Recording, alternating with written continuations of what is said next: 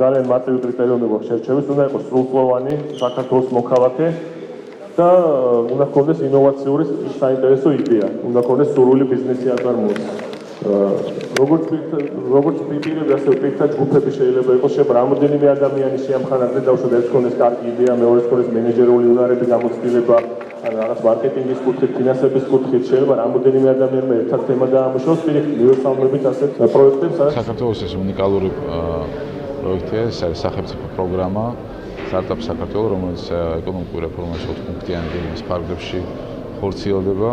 საბოლოო ჯამში ჩვენ უნდა შევქმნათ გარემო, რომელშიც გაჩნდება უფრო მეტი მეწარმე, უფრო მეტი ადამიანი, რომელიც შექმნის საკუთარ სტარტაპს და იქნება როგორც ადგილობრივ, ასევე საერთაშორისო ბაზარზე ორიენტირებული. უშუალოდ ინოვაციების სააგენტო დააფინანსებს მაღალტექნოლოგიურ სტარტაპებს. ეს არის ის სტარტაპები, რომელიც შეესაბამება იმ მაღალტექნოლოგიურ მიმართულებებს, ეს კომპიუტერული ინდუსტრიები, ეს არის პროგრამული უზრუნველყოფა, ეს არის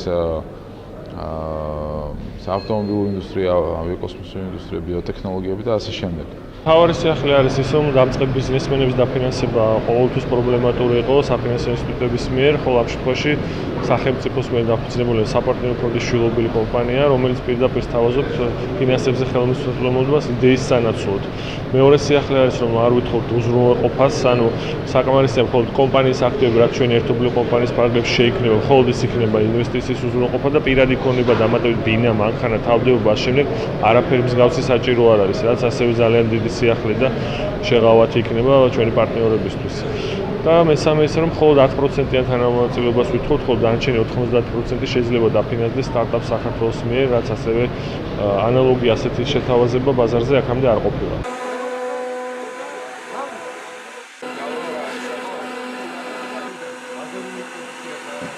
მე პირადად ძალიან მომწონს ეს სტრატეგია, რადგან ამ მხრივ ახალგაზრდებს შესაძლებლობა ეძლევათ, რომ უფრო მეტად გავითარდნენ და თავიანთი ნიჭი რაღაც საქმეში გამოავლინდნენ.